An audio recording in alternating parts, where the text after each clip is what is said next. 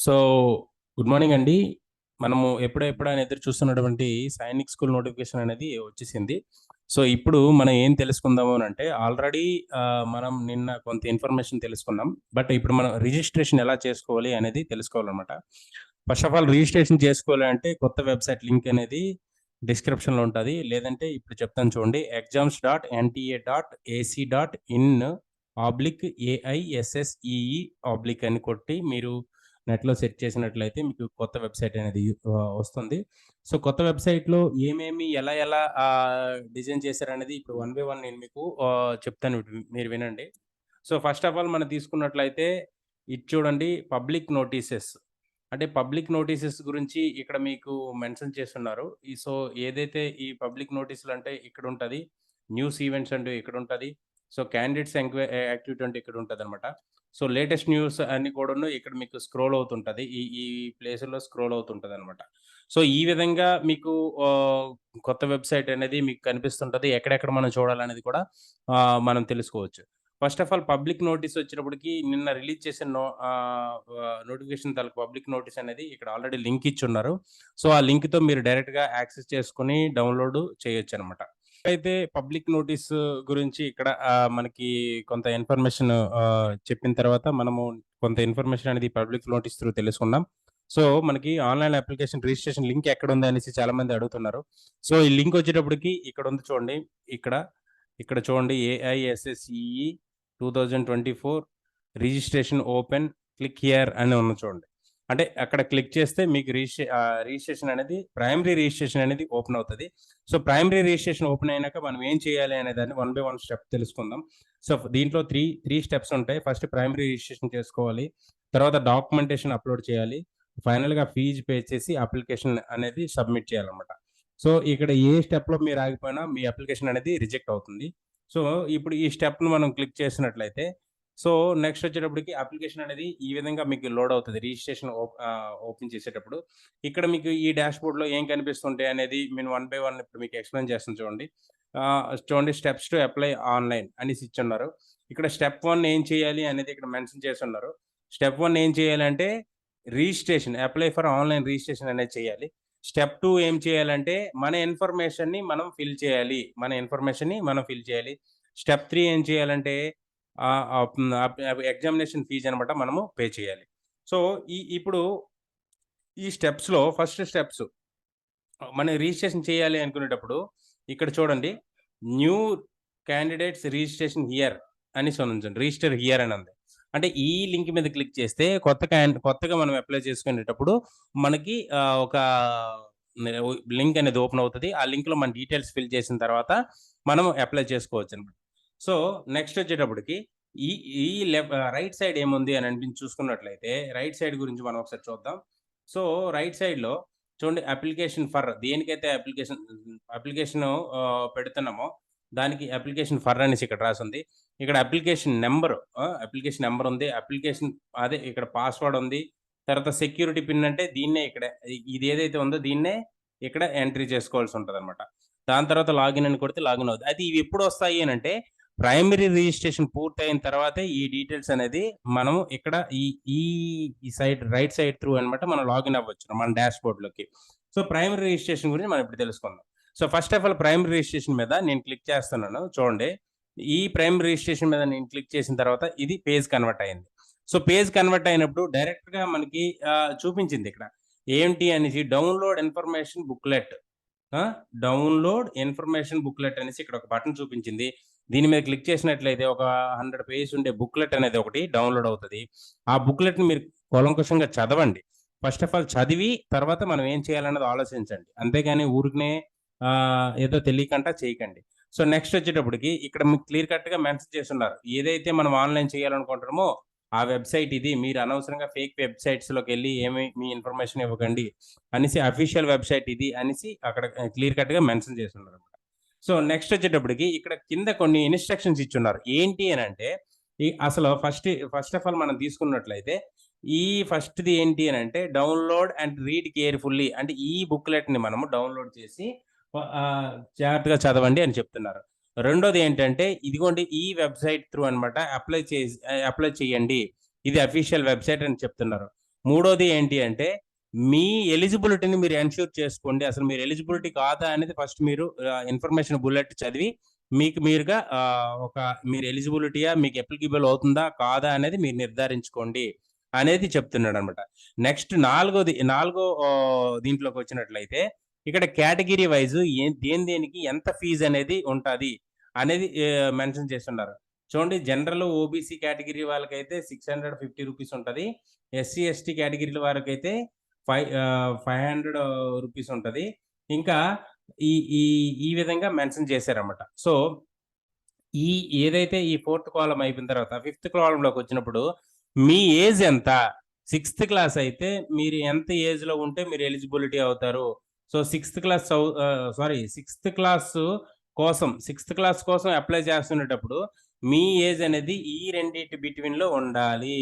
ఈ రెండింటి బిట్వీన్ లో ఉండకపోతే మీరు అప్లై చేయడానికి అర్హులు కారు.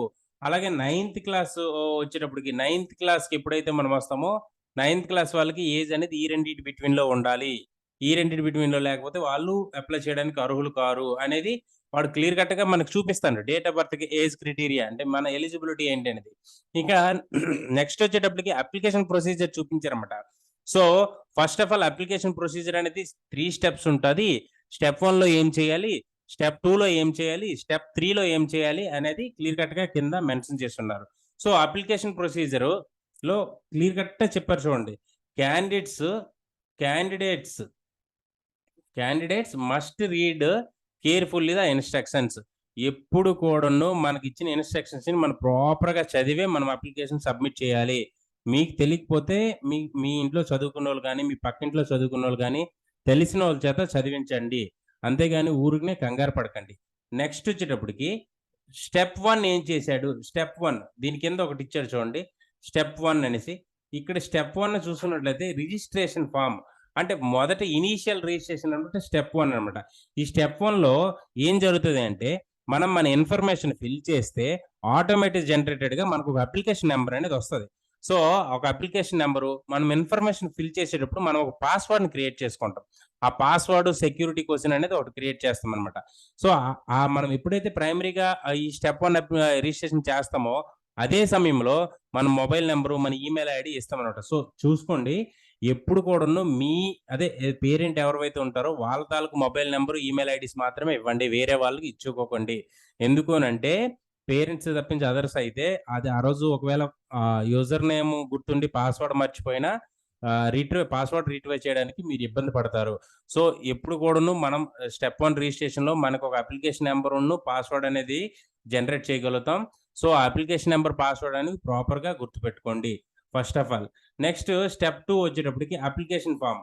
ఈ స్టెప్ 2 అప్లికేషన్ ఫామ్ లో ఏం ఉంటుంది అని అంటే ఈ స్టెప్ 2 అప్లికేషన్ ఫామ్ లో మనకి ఏదైతే ఈ మీదన మనకి అప్లికేషన్ అంటే స్టెప్ 1 లో అప్లికేషన్ నెంబరు, పాస్వర్డ్ ఇచ్చినాక మనము చూడండి దాన్ని అప్లికేషన్ నెంబరు, పాస్వర్డ్ తీసుకొని స్టెప్ 2 లో మనం లాగిన్ అవుతాం అనమాట. సో స్టెప్ 2 లో లాగిన్ అయ్యేటప్పుడు మనం ఏం చేస్తాము అంటే మన అప్లికేషన్ నెంబర్, పాస్వర్డ్ యూజ్ చేసి లాగిన్ అయిన తర్వాత మన డీటెయిల్స్ ని ఫిల్ చేస్తాం.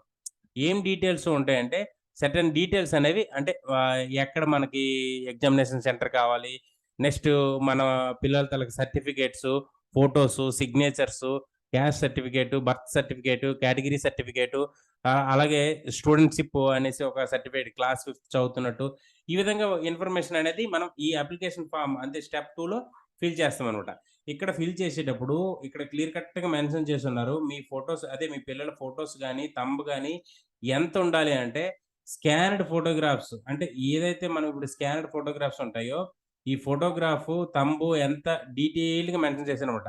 ఇక్కడ క్యాండిడేట్ ఫోటోగ్రాఫ్ వచ్చేటప్పటికి 100 నుంచి 200 KB మధ్యలో ఉండాలి. అది కూడా జేపీజీ ఫార్మెట్ ఉండాలి. తంబ్ అనేది లెఫ్ట్ తంబ్ ఉండాలి. అది కూడా 3 to 30 KBలో ఉండాలి. సిగ్నేచర్ అనేది ఉండాలి. సిగ్నేచర్ కూడా 4 to 30 KBలో ఉండాలి. అదేవిధంగా స్కానర్డ్ కాపీ ఆఫ్ సర్టిఫికేట్స్ ఉండాలి.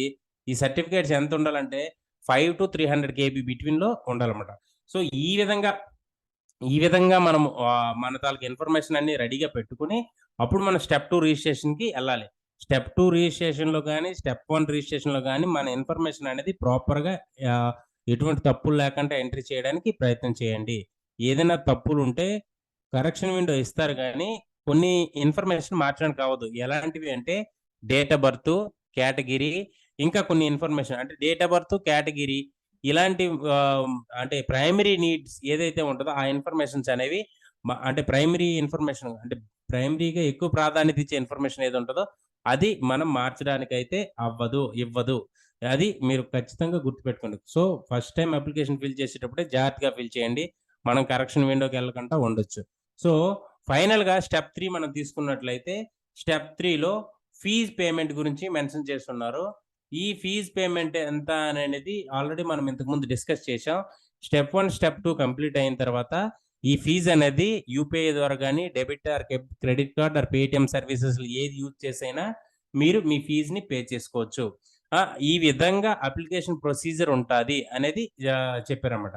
ఇక ఈ డ్యూరింగ్ ఆన్‌లైన్ ఫిల్లింగ్ ఫార్మ్‌లో మీకొచ్చే పాస్‌వర్డ్ గాని, సీక్రెట్ క్వెషన్స్‌ని గాని మీ దగ్గర మీరు గుర్తుంచుకోండి. ఎక్కడో దగ్గర గుర్తుపెట్టుకోండి. అంతేగాని ఎందుకు అనంటే ఫర్దర్ లాగిన్ కోసం ఉపయోగపడుతది. ఇది ఎవరికీ బయట వాళ్ళకి చెప్పకూడదు. ఒకవేళ సబ్‌సీక్వెంట్ లాగిన్‌లో క్యాండిడేట్ డైరెక్ట్‌గా ఒక ఇప్పుడొచ్చే అప్లికేషన్ నంబర్‌ని ఈ పాస్‌వర్డ్‌ని యూజ్ చేసుకొని తర్వాత హాల్ టికెట్ డౌన్‌లోడ్ చేసుకోవడం గాని, తర్వాత ఫర్దర్ కరెస్పాండింగ్‌కి వెళ్ళడానికి గాని యూజ్ అవుతదనమాట. సో పాస్‌వర్డ్‌ని తనకు తానుగా ఎప్పుడైనా మార్చుకోవచ్చు ఒకవేళ అవసరం ఉండేటప్పుడు. అదేవిధంగా మనకు నచ్చిన సిస్టమ్‌లో మనము లాగిన్ అవ్వచ్చు. అయితే పాస్‌వర్డ్ పెట్టేటప్పుడు కొన్ని రిస్ట్రిక్షన్స్ ఇచ్చాడు. పాస్‌వర్డ్స్ ఏంటి రిస్ట్రిక్షన్ ఇచ్చాడంటే పాస్‌వర్డ్‌లో చూసుకోండి. పాస్‌వర్డ్ అనేది 8-13 లెటర్స్ మధ్యన ఉండాలి. 8-13 అందులో ఒక అప్పర్ కేస్ ఉండాలి. అప్పర్ కేస్ అంటే ఏబిసిడి అని రాసామనుకోండి. ఏ అనేది క్యాపిటల్ లెటర్ రాయాలి. లోవర్ కేస్ ఉండాలి. ఒక లోవర్ అంటే బీసీ అనేది అలా పెట్టుకుంటాం. ఎగ్జాంపుల్‌గా నేను చెప్తున్నానండి. ఏబిసిడి అని ఉందనుకోండి. ఏ అనేది క్యాపిటల్ లెటరు. బిసిడి అనేది small letter. So next 1 numeric అంటే ఏదో ఒక స్టార్ అనేది. ఏ క్యాపిటల్, బిసిడి అనేది స్మాల్ లెటర్, ఒక స్టార్. అట్‌లీస్ట్ 1 న్యూమరిక్ అంటే నంబర్ అన్నమాట. సో నంబర్ అనేది ఎక్కడైనా ఇవ్వచ్చు. సో మీరు క్రియేట్ చేసుకునేటప్పుడు 1 లేకపోతే ఏ క్యాపిటల్, బిసిడి అనేది స్మాల్ లెటర్స్ ఉండి న్యూమరిక్ అంటే 1 అని పెట్టుకొని స్పెషల్ క్యారెక్టర్ అంటే ఏదో ఒక సింబల్, ఒక స్టార్ ఏదో పెట్టుకుంటాం. సో ఈ విధంగా మనం పాస్‌వర్డ్ క్రియేట్ చేయాలన్నమాట. సో ఈ విధంగా క్రియేట్ చేసినప్పుడే మనకి ఆ పాస్‌వర్డ్ అనేది అప్రూవ్ చేస్తది. పాస్‌వర్డ్ అనేది తీసుకుంటదనమాట. సో నెక్స్ట్ మనము ఇక్కడ లాస్ట్‌లో చూడండి ఇవన్నీ రీడ్ చేసిన తర్వాత ఇక్కడ ఒక టిక్ మార్క్ ఉంటది. I have downloaded the information booklet, join AISSE, read and understood the instructions there as well as mentioned above and fill up the online application form for joint AISSE 2024 accordingly అనేసి ఇచ్చాడన్నమాట. So ఇది tick చేసిన తర్వాత ఇక్కడ click చేయాలి. Click here to proceed అని ఉంది. So ఇక్కడ క్లిక్ చేసిన తర్వాత క్లిక్ చేశాను. క్లిక్ చేసిన తర్వాత ఫర్దర్‌గా వేరే విండోకి ఫార్వర్డ్ అయింది. సో ఫార్వర్డ్ అయ్యేటప్పుడు ఇది స్టెప్ 1 రిజిస్ట్రేషన్ ఫార్మ్ అనమాట. ఈ స్టెప్ 1 రిజిస్ట్రేషన్ ఫార్మ్‌లో ఏమేం ఫిల్ చేయాలనేది నేను చెప్తాను. అంటే బేసిక్‌గా మీకు ఎక్స్‌ప్లెయిన్ చేసి చెప్తాను. మీరు క్లియర్ కట్‌గా ఫిల్ చేసేటప్పుడు జాగ్రత్తగా చేసుకోండి. ఏమేం ఫిల్ చేయాలి అనంటే ఫస్ట్ ఆఫ్ ఆల్ మనం తీసుకున్నట్లయితే ఇప్పుడు చూడండి ఈ స్టెప్ 1లో ఇక్కడ క్యాండిడేట్స్ అని ఉంది. క్యాండిడేట్ నేమ్ అని ఉంది. ఈ క్యాండిడేట్ నేమ్ అంటే ఇక్కడ క్యాండిడేట్ యొక్క నేమ్‌ని ఫిల్ చేయాలి. ఈ ఏ అన్ ఏ ఏ విధంగా అంటే ఎగ్జాక్ట్ వాళ్ళ సర్టిఫికేట్ ఏ విధంగా ఉంటదో ఆ నేమ్‌ని మాత్రమే ఫిల్ చేయాలి. ఇక్కడ ప్రిఫిక్స్, సఫిక్స్ అని ఉన్నాయి. ప్రిఫిక్స్ అంటే మిస్టర్ ఆర్ మిసెస్. సో మీ పిల్లలు మిస్టర్ అంటే బాలుడు అయ్యిందైతే మిస్టర్ అని సెలెక్ట్ చేసుకోండి. మిస్టర్స్ మిస్సెస్ కాదు మిస్టర్స్ అని ఉంటది. బాలికలు అయినట్టు మిస్టర్ సబ్మిట్ అదే సెలెక్ట్ చేసుకోండి. నెక్స్ట్ వచ్చేటప్పటికి ఇక్కడ ఫాదర్ నేమ్ అనేది ఇక్కడ ఈ బాక్స్‌లో ఎంట్రీ చేయాల్సి ఉంటది. మదర్ నేమ్ అనేది ఈ బాక్స్‌లో ఎంట్రీ చేయాల్సి ఉంటది. అదేవిధంగా డేట్ ఆఫ్ బర్త్‌లో డేట్ ఇక్కడ, అదేవిధంగా మంత్ అనేది ఇక్కడ, ఇయర్ అనేది ఇక్కడ మెన్షన్ చేస్తూ మనం మూవ్ అవ్వాలి. ఇక్కడ ఈమెయిల్ ఐడీ అనేది మన ఈమెయిల్ ఐడీ కరెక్ట్‌గా మెన్షన్ చేయాలి. చూడండి కన్ఫర్మ్ ఈమెయిల్ ఐడీ అనేసి రెండోసారి కూడా అడిగాడు. అంటే మన ఈమెయిల్ ఐడీని మనం ప్రాపర్‌గా మెన్షన్ చేయాలి. మనకి ఓటీపీస్ వస్తాయి మన ఈమెయిల్ ఐడీకి. సో వచ్చిన ఓటీపీని మన ఈమెయిల్ వెరిఫై చేసుకోవాల్సిన బాధ్యత కూడా మనదే. ఇక నెక్స్ట్ వచ్చేటప్పటికి జెండర్ వచ్చేటప్పటికి మేలా, ఫీమేలా అనేది ఇక్కడ అడుగుతారు. సో, ఏ జెండర్ అయితే దాన్ని మనం ఇక్కడ మెన్షన్ చేయాల్సి ఉంటది. నెక్స్ట్ మనం చూసుకున్నట్లయితే మొబైల్ నంబర్. చూడండి, ఇక్కడ మనం నెక్స్ట్ చూసుకున్నట్లయితే మొబైల్ నంబరు ఇక్కడ ఎంట్రీ చేయాల్సి ఉంటది. మళ్ళీ కన్ఫర్మ్ మొబైల్ నంబర్ అన్నారు. అంటే మనం ఎంట్రీ చేసిన ఈమెయిల్ ఐడీ గాని, మొబైల్ నంబర్ గాని ప్రాపర్‌గా ఎంట్రీ చేయాలి. ఎటువంటి తప్పులున్నా అది తీసుకోదు. నెక్స్ట్ ఆల్టర్‌నేట్ కాంటాక్ట్ నంబర్ మీరుంటే ఎంట్రీ చేయొచ్చు. లేదంటే లేదు. ఐడెంటిటీ టైప్ అన్నారు. ఇప్పుడు ఏదైతే స్టూడెంట్ ఉన్నాడో స్టూడెంట్ తాలూకా ఐడెంటిటీ కార్డ్ ఏదైనా ఉంటే మనం అప్లై చేయాలి. అదే ఇన్ఫర్మేషన్ ఇవ్వాలి. చాలామంది ఆధార్ కార్డ్ ఇస్తారు. లేదంటే రేషన్ కార్డ్ ఇస్తారు. ఇంకా కొంతమంది స్కూల్ ఐడెంటిటీ కార్డ్స్ ఇస్తారు. ఎందుకంటే వాళ్ళు చిన్న పిల్లలు కాబట్టి వాళ్ళకి ఎటువంటి డాక్యుమెంటరీ ప్రూఫ్ అనేది ఉండదు. తక్కువగా ఉంటది కాబట్టి. సో, ఐడెంటిటీ ప్రూఫ్స్‌కి ఏమేమి అడుగుతంటే ఇక్కడ ఎగ్జాంపుల్‌గా తీసుకున్నట్లయితే చూడండి, పాన్ కార్డ్ అడిగాడు. తర్వాత పాన్ కార్డ్ అడిగాడు. తర్వాత రేషన్ కార్డ్ అడిగాడు. తర్వాత పాస్‌పోర్ట్ అడిగాడు. అదేవిధంగా స్కూల్ ఐడీ కార్డ్ అడిగాడు. తర్వాత other valid government identity with photograph అని అడిగాడు. సో, అదర్ వాలిడ్ అని సెలెక్ట్ చేసుకొని ఆధార్ కార్డ్ ఇచ్చుకొని మూవ్ అవ్వచ్చు. సో, నెక్స్ట్ వచ్చేటప్పటికి ఇప్పుడు మనం ఏం చేయాలి అనంటే ప్రెజెంట్ అడ్రెస్ ఎక్కడున్నారో అనేది మెన్షన్ చేయాలి. చాలామంది ప్రెజెంట్ వేరే ప్లేస్‌లో ఉంటారు. తర్వాత వాళ్ళు ఉండే ప్లేస్ వేరేగా ఉంటది. సో, ఈ ప్రెజెంట్‌ని మనం మెన్షన్ చేయాలి అనంటే ఇక్కడ చూసుకున్నట్లయితే చూడండి, నేమ్ అనేది మెన్షన్ చేయమనేసి ఇక్కడుంది. తర్వాత లొకాలిటీ అంటే ప్రెజెంట్ మనం ఏ ఏరియాలో ఉన్నాం, ఏ లొకాలిటీలో ఉన్నాం, అంటే తర్వాత ఏ కంట్రీలో ఉన్నాం, ఏ స్టేట్‌లో ఉన్నాం, ఏ డిస్ట్రిక్ట్‌లో ఉన్నాం, పిన్ కోడ్ ఎంత అంటూ మన అడ్రెస్ మొత్తం క్లియర్ కట్‌గా మెన్షన్ చేయాల్సయితే ఉంటదనమాట. సో, ఇదయిపోయినాక మనకిక్కడ ఒక సేమ్ దాన్నేమంటారు present address next residence address సేమేనా? అంటే ఇప్పుడు కమ్యూనికేషన్ ఇది ఏంటి అనంటే ప్రెజెంట్ అడ్రెస్. ఇక్కడికేంటి అంటే permanent address. So, present address, permanent address సేమేనా? ఒకవేళ సేమ్ అయితే ఇక్కడ టిక్ పెడితే ఈ ప్లేస్‌లో టిక్ పెడితే మీకు ఇక్కడ మీరు ఏదైతే డేటా ఫిల్ చేసారో సేమ్ యాజ్ ఇట్ ఈస్‌గా అదే వస్తది. సో, నెక్స్ట్ ఒకవేళ కాదు అనుకునేటప్పుడు ఇక్కడ ఏదైతే మీరు పర్మనెంట్ అడ్రెస్ ఉంటదో ఆ ఇన్ఫర్మేషన్‌ని ఎంట్రీ చేయాలి. నెక్స్ట్ వచ్చేటప్పటికి పాస్‌వర్డ్. చూడండి, మీకు నేను పాస్‌వర్డ్ గురించి చెప్పాను నేను.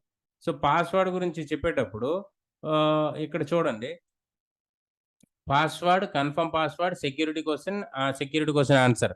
సో, ఇక్కడ ఏదైతే పాస్‌వర్డ్ మనం ఇస్తామో అది ఇంతకు ముందు మనం డిస్కస్ చేసుకునే నార్మ్స్ ప్రకారం పాస్‌వర్డ్ ఇవ్వాలి. కన్ఫర్మ్ పాస్‌వర్డ్ కూడా అదే విధంగా ఉండాలి. సెక్యూరిటీ క్వెషన్ అనేది మనం ఇచ్చుకోవాలి. ఎందుకంటే రేపొద్దున ఒకవేళ మొబైల్ నంబర్, ఈమెయిల్ ఐడీ ఎన్ని మిస్ అయినా సెక్యూరిటీ క్వెషన్స్‌తో కూడా మనం ఇక్కడ ఇచ్చే సెక్యూరిటీ క్వెషన్స్‌తో కూడా మన యొక్క పాస్‌వర్డ్‌ని రికవరీ చేయొచ్చు. సో, నెక్స్ట్ వచ్చేటప్పటికి ఇక్కడ సెక్యూరిటీ క్వెషన్ ఆన్సర్ అనేది ఇవ్వాలి. సెక్యూరిటీ క్వెషన్ మీరే ఇవ్వాలి. సెక్యూరిటీ క్వెషన్ ఆన్సర్ కూడా ఇవ్వాలి. నెక్స్ట్ మీరు ఏం చేస్తారు అనంటే ఇక్కడుండే సెక్యూరిటీ పిన్ అని ఉంది చూడండి. ఈ ప్లేస్‌లో సెక్యూరిటీ పిన్. ఈ సెక్యూరిటీ పిన్‌ని ఇక్కడ ఎంట్రీ చేయాలి. ఎంట్రీ చేసి సబ్మిట్ చేస్తే మీకొక automatic generated primary registration number అనేది ఒకటొస్తది. సో, ఏదైతే ఆ రిజిస్ట్రేషన్ నంబర్ వచ్చిన ఇన్ఫర్మేషన్ ఉందో ఒక దగ్గర రాసుకోండి.